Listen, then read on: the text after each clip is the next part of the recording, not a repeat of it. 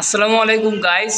তো নতুন একটা ভিডিওতে তোমাদের স্বাগতম। তো আজকের ভিডিওটা দেখেন, আমি তোমাদের একটু লাইভে দেখাবো। দেখেন চট্টগ্রামে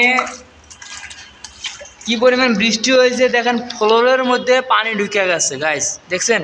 একটু ভালো করে ভিডিওটা দেখেন, আমি তোমাদের দেখাই।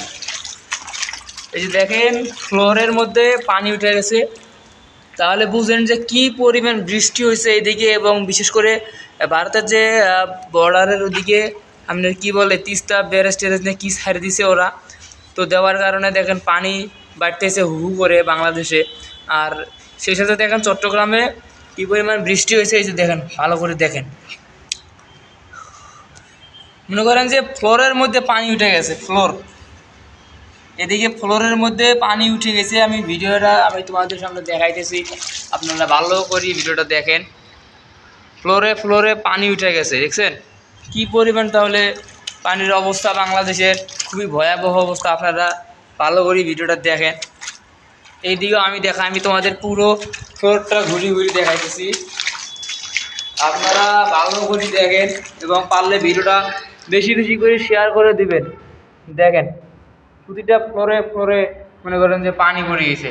কি একটা ভয়াবহ অবস্থা বাংলাদেশের এই মুহূর্তে, খুবই ক্রাইসিস এবং ক্রিটিক্যাল অবস্থা।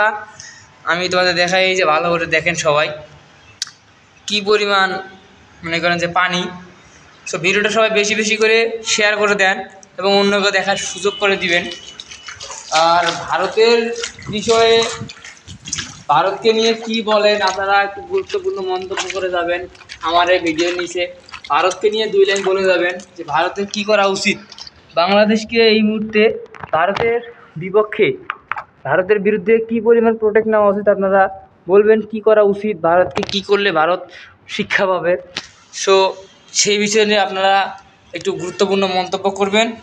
দেখছেন খালি পানি আর পানি, ফ্লোরে প্রতিটা ফ্লোরে পানি। তো যাই হোক, আপনারা ভিডিওটা একটু বেশি বেশি করে শেয়ার করে দেন যাতে অন্যরা সবাই দেখতে পারে।